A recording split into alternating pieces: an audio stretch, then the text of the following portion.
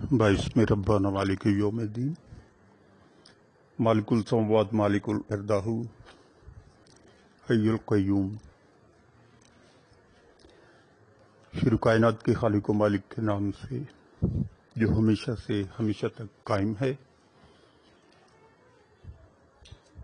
मैं स्टीफन खोकर government high school ज़रूर बलिया से इलेक्शन कमीशन के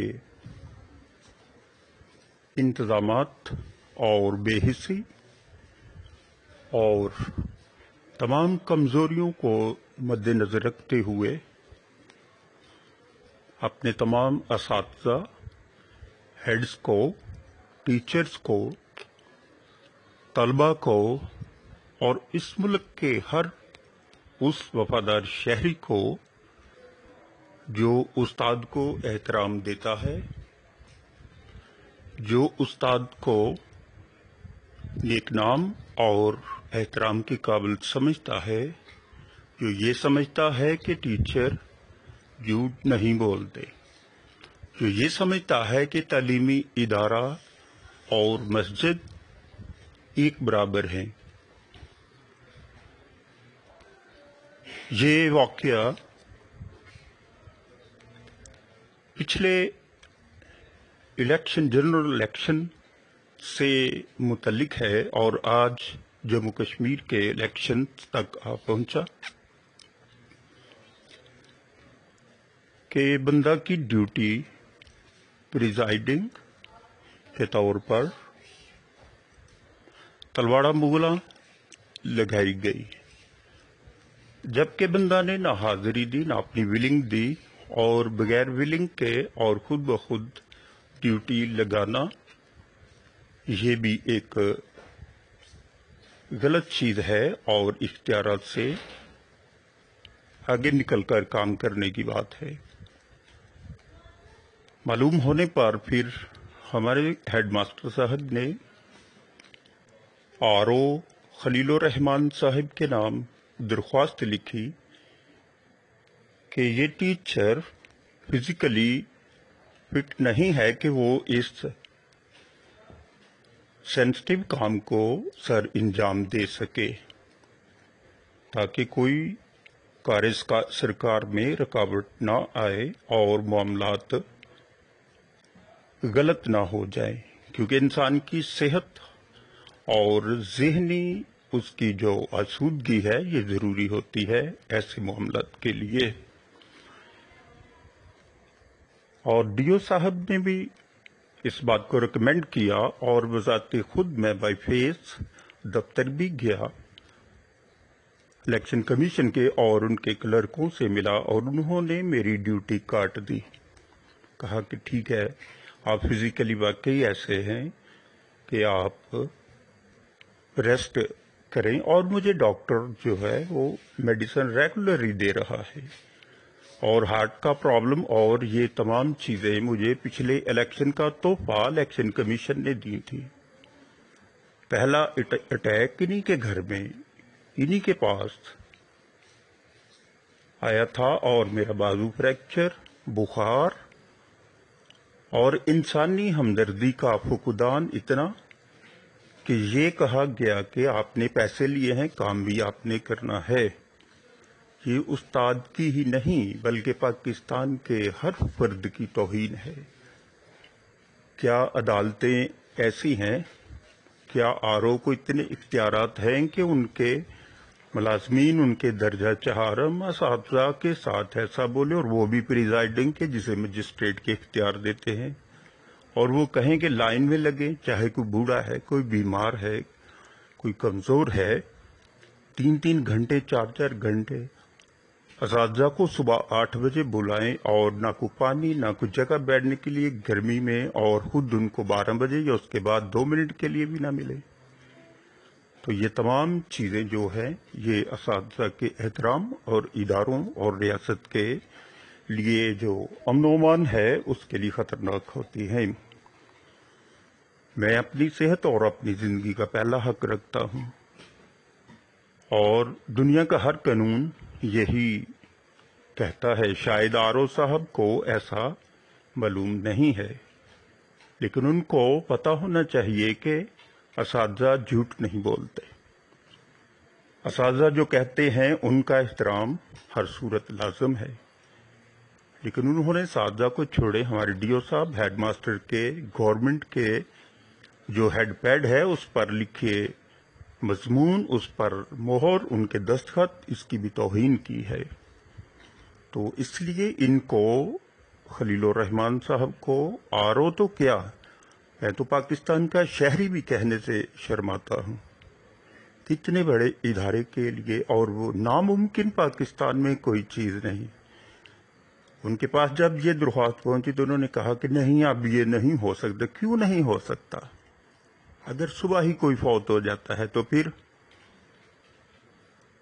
تو ایسے انسان آسانیاں پیدا کرنے کے لیے نہیں ہوتے، اور احترام لازم ہوتا ہے. کوئی ایسا کام نہیں ہے جو دنیا میں ناممکن ہے. اور الیکشن کمیشن جو اساتذہ ہیں، ایجوکیشن کا محکمہ، اس کے لیے دھبا ہے. ان کے ہر الیکشن میں انتظامات اتنے ناقص ہوتے ہیں کہ اساتذہ مصیبت میں ہوتے ہیں. ان کے رزلٹس پر شک کیا جاتا ہے، اور کوئی ایسا الیکشن نہیں جہاں پر الیکشن کمیشن کو عدالتوں میں نہ گھسیٹا گیا ہو. اور آپ ایجوکیشن پر بات کریں گے، اساتذہ پر، اور ان کے ہیڈ کو اور ان کے ڈی او سی او کو آپ ریجیکٹ کر دیں گے. وہ جھوٹ بول رہے ہیں.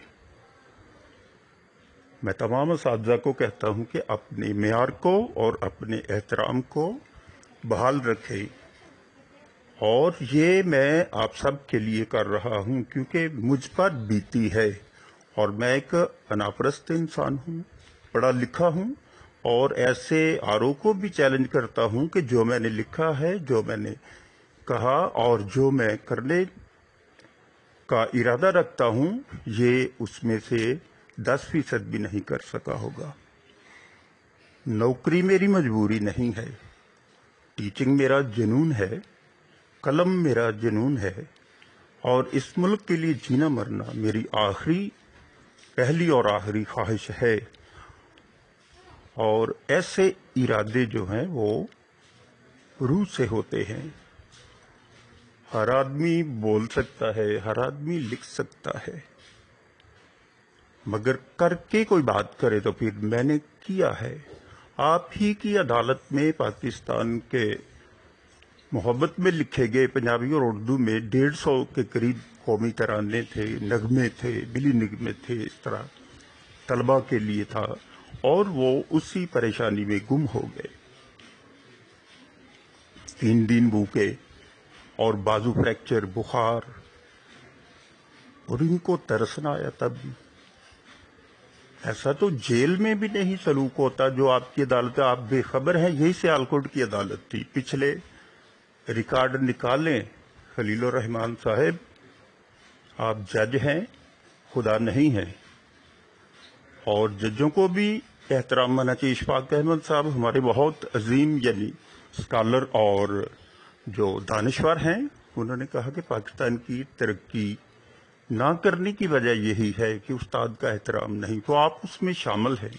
کیا پاکستان کی ترقی میں رکاوٹ ہے؟ آپ کو استادوں کے پاس آنا چاہیے. آپ ان کو بلاتے ہیں اور پھر ملتے بھی نہیں ہیں. کیا ہے، شہنشاہ ہیں آپ؟ بادشاہ ہے؟ کیا ہے آپ کے اندر ایسا زیادہ؟ آپ کو اپنی کتابیں بھی پڑھنی نہیں آتی، اور آپ دوسروں کو قانون سکھائیں گے. دوسروں کو آپ کہیں گے ناممکن ہے، نہیں ہو سکتا. آپ کو میری جان کی جو ہے وہ سیکیورٹی لینا ہوگی، پھر میں آپ کا کام کروں گا. ورنہ میں اپنی عزت اور جان اور اپنے بچوں اور اپنے مستقبل کی جو حفاظت ہے اس کا پورا حق رکھتا ہوں. آپ کی مرضی پر نہیں چلنا، اور نہ ہی آپ مجھے ایسے زبردستی کام لے سکتے ہیں. اور تمام انتظامات کو آپ پہلے اساتذہ کے معیار کے مطابق کریں. اگر گجرانوالہ بورڈ یا دوسرے بورڈ بینکوں کے ذریعے سامان پہنچا سکتے، آپ کو کیا ہوتا ہے؟ آپ کو کوئی ایسے راستے نہیں. پولیس کی گاڑیاں صرف ہمارے پیچھے ہوتی ہیں، سامان وہ ان کا جو سپاہی ہی ہوتا ہے وہ بھی ہاتھ نہیں لگ. وہ کہتے ہیں جی آپ کا کام ہے، اٹھائیں. اور ایسے مجسٹریٹوں کو آپ سامان بھی ان کے سر پر توڑے. آپ نے کتنے اٹھائے ہوتے ہیں؟ اساتذہ کا احترام بحال کریں اس ریاست، اس دنیا کے لیے اور ترقی کے لیے یہ لازم ہے۔ جہاں احترام نہیں وہاں پر آپ احترام مانگ بھی نہیں سکتے۔ پہلے آپ کو احترام کرنا ہوگا اداروں کا، اساتذہ کا، ہیڈز کا، طلبہ کا، اور یہ تینوں کسی بھی ریاست کے اہم پلر ہیں۔ بچے ہمارے ہاتھوں میں ہوتے ہیں۔ خلیل الرحمان صاحب، الیکشن ہم اسی لیے کروا سکتے ہیں، ورنہ آپ لوگوں کو آنا پڑے پبلک میں تو سمجھ آ جائے گی آپ کو۔ یہ تمام جو علاقے ہیں، تمام لوگ ہیں، بچے ہیں، یہ ہمارے ہاتھوں کی پیداوار ہے۔ ہمارے ہاتھوں کے مجسٹریٹ بیٹھے ہیں۔ آپ تو شاید کسی استاد سے پڑھے نہیں ہوں گے، اس لیے آپ کو پتہ نہیں ہے کہ استاد جھوٹ نہیں بولتے۔ ہیڈ جو لکھ کر بات بیچتا ہے وہ قابل احترام ہے۔ آپ کے آرڈر کو نہ کو فالو کرے تو آپ کہتے توہین عدالت ہے۔ تو توہین مدرسہ کیسے آپ کر لیتے ہیں؟ توہین اسکول کیسے کر لیتے؟ توہین استاد کیسے کر لیتے ہیں؟ تو آپ کا بہت شکریہ کہ آپ نے انکار کیا اور فیسیلیٹیٹ کرنے کی بجائے مزید آپ نے مسائل اپنے لیے بھی اور میرے لیے بھی پیدا کر دیے۔ میں بغیر کسی نتیجے کے کہ کیا ہوگا یا آپ کیا کر سکتے ہیں پرواہ کیے بغیر آپ کو پہلے ہی آگاہ کرتا ہوں کہ آپ اس اسٹیشن کا بندوبست کیجئے۔ آپ وہاں پر پریزائڈنگ جو ہے وہ اور کریں۔ میں نہیں جانے والا، کیونکہ میری صحت کا معاملہ ہے، میری زندگی کا اور میری انا کا اور میرے ادارے کی توہین کا۔ یہ تینوں چاروں چیزیں آپ پر بہت بھاری پڑیں گی، اور آپ کو آئندہ سے اساتذہ کا احترام، ادارے کا احترام اور ان کی ولنگ کے بغیر ڈیوٹی کیسے لگائی جاتی ہے یہ بھی آپ کو اسٹڈی کرنا پڑے گا۔ Thank you. پاکستان زندہ باد۔